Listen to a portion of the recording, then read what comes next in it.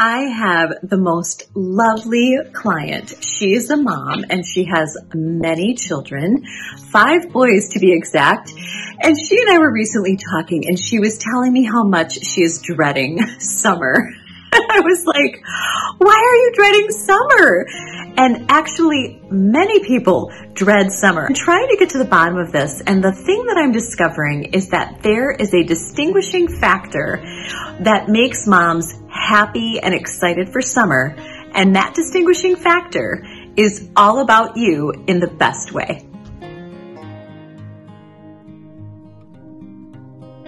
Now, I actually am looking forward to summer, and I was reflecting on what makes me look forward to it. And I think it's because I've done the difficult work of creating a routine that I enjoy. But I will say as a caveat, that took a number of years of trial and error. And I think when we get down to the bottom of it, I'm realizing that the distinguishing factor is for us to pause long enough to honor our own hearts as moms to then be able to create that schedule. I think it is so easy to slip into the cruise director mode. Do you know any cruise director moms around here? They are the ones with the hat and the backpack, and they're taking the kids to the museum and they're entertaining the kids 100% of the time. I think that that is a huge mistake. I think one major pitfall in creating a summer routine that we enjoy is when we begin to take on the responsibility for the children's experience. And of course, this is very age dependent, right? So if we have toddlers, we are with them 24/7. If we have infants, if we have preschoolers, they are very much attached to us at the hip. And so that is an age at which you might have to really be intentional about some nap time or quiet time. So we have something in our house called the quiet hour, and some people call it holy hour. It is sacred, I will say. And here are my kids' choices during that time. They can sleep, they can think, they can pray, and they can read. And then now as my children have gotten a little bit older, my boys, I allow them to play quietly as well. And what that holy hour has done for us has been life-changing. All of us get that silence and sort of like that ability to just sort of just breathe after a very busy morning, whether that's been school or activities. But here's where I'm headed with this. I think that the main key is for us to begin to understand that our hearts matter. Our hearts matter, and we as moms need to be able to look forward to our days, whether they're in summer or not, because there's something that's going to nurture us along the way. Isn't it easy for us to just lay ourselves out flat and completely forget about what our interests are? My kids asked an interesting question in the car recently. Right in the minivan, I heard from the back, "Mom and Dad, what do you guys do for fun?" And we looked at each other and we were like, what do we do for fun? It's interesting because we hesitated. And my husband was like, well, I think I would do yard work. I was like, well, I think I would do like cleaning the house. And we both looked at each other and thought, we've forgotten how to have fun. And so our hearts need to be reawakened when we become parents. There has to be a balance. And so this video is about finding your heart again and creating a summer routine that honors your heart in the midst of it. When parents tell me that they're dreading summer, that tells me that those parents need some empowerment and some support to create a routine that they enjoy. They need to learn how to create a routine that rotates around the family and not have the family rotate around the activities. It seems like all of us go right to the kids. Well, what did they need to be doing? What do I need to be doing to bring them here and there and here and there and here and there? And we lose ourselves in the mix. So I am here today to remind you that an empty cup cannot pour out. A burned out mom is unhappy. And actually, research has shown us that happy moms produce happy kids. So we know that honoring our own heart is actually not only important for us to be able to care and love out of a full heart, but also we're modeling for our kids what we hope that they'll do for themselves. So when we have a holy hour included in our day, we're showing them that rest is important. You know, I am constantly thinking about American culture and whether I want to partner with all of it for my kids' sake. And one thing I want my kids to be able to do is to be alone in a room with only themselves and to be content. And quiet time, or that holy hour, has definitely cultivated that ability. Getting back to creating this routine, I want you to consider how busy you would like to be. I like to say, even sunshine burns when you get too much. And so I want to challenge you to think about simplifying those things.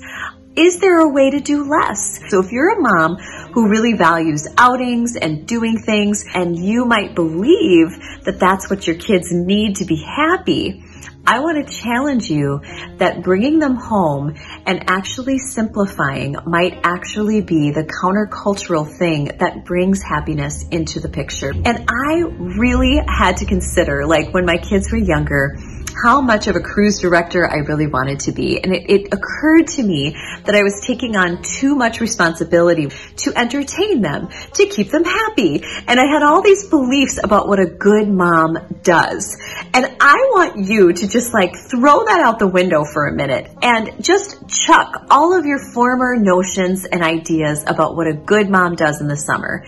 And I want you to think about how a good mom takes care of herself. A good mom restores her energy and puts herself on the summer list. You then will have a full heart because you're enjoying your summer. I can't tell you how much it broke my heart to talk to this mom and to hear about how much she was dreading all of her sons really coming after her about screen time and camps and activities and sports. And there's nothing wrong with any of these items that they want to do. It just has to definitely go around the family. What I see over and over and over again is that families are revolving around all of these activities rather than starting with the family and saying, what kind of summer does our family need right now? I love that verse in Isaiah that says, whether you turn to the right or the left, you will hear a voice behind you saying, this is the way, walk in it. And I always imagine Jesus behind me like whispering, like, this is the way, walk in it. As you're approaching summer, first and foremost, this is what you need to decide is, which is the way? How do I walk in it? God, what do you want for our summer as a family? Now, my challenge here is normally a video like this would take you down that road of how can we help the kids to be better? But I'm actually really interested in your heart as well. In fact, your heart even more than your kids' hearts, because I know that your kids are watching you and studying you, and they are learning from you every day of your life. When we declutter the calendar, there's room for connection. In summer, it's a great time to connect with your own heart, to connect with your spouse's heart, to connect as a family, to connect with each of your kids' hearts. And so I want to challenge you to think about what you need the most. What is it that you need the most? How can I let go of something so that my heart can receive something instead? You are going to have more energy. You're going to have more vibrance. Your heart matters. I want you to think about when your self-care time can happen. It could be during that holy hour. Have a holy hour where your kids can read, sleep, think, or play. Think about what it feels like to let that happen. If you're kind of a cruise director mom, it might be really hard to let go and to let that time happen. When we enter summer, we cannot feel like victims. We have to know that we are still masters of the schedule, masters of how the family life runs. And if there's too much soccer going on, we absolutely have permission to back off of soccer. If we feel like we don't want to do the field trip situation, we can absolutely not do the field trip situation. If we feel like we need to bring in help, like a nanny or maybe a babysitter or a mother's helper in order to have that time, I would say you are worth it. You are worth having that time. All the women that I meet, I am telling you, in my practice, I am finding woman after woman who does not believe that her heart is worth stopping and honoring. Sometimes it's just so easy, isn't it? To just say, oh, that just sounds like so much work. But actually, as you think about it and pray about it, you might realize that it would be a blessing to someone else. It would be a two-way blessing. If our kids could go spend time with that person for just an hour on an afternoon, they're blessing that person, and that person is blessing me by giving me a little breathing room to have a quiet house to myself. How many of you know there's nothing like a quiet house to yourself? So I just want to encourage you today to create a summer routine that you enjoy. Step one is to recognize that your heart is first on the list. Bring your heart to Jesus. If you don't even know, sometimes moms don't even know. Like, what do I even need? I don't even know. Bring your heart to Jesus. Have a special time with Him and ask Him, what does my heart need the most? What is it that will restore my heart this summer? What does it look like, Lord?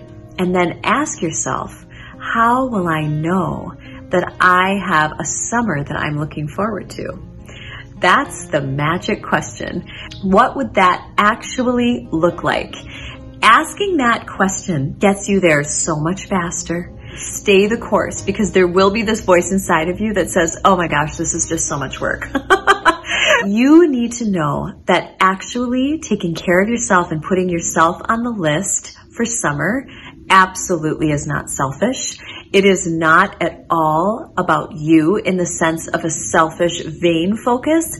It's about you in the best way, because it's a way for you to be fully alive, fully present, and fully able to be present to those that you love and those in the world around you. I can't stress this enough. If I had one wish for you, it would be that you would make time for yourself, that you would actually schedule it in, and that you would thoroughly enjoy it while it happened. So let me know what you come up with, how you're going to empower your kids during that time, whether it's a holy hour or another time during your day. I can't wait to hear about how your hearts come alive.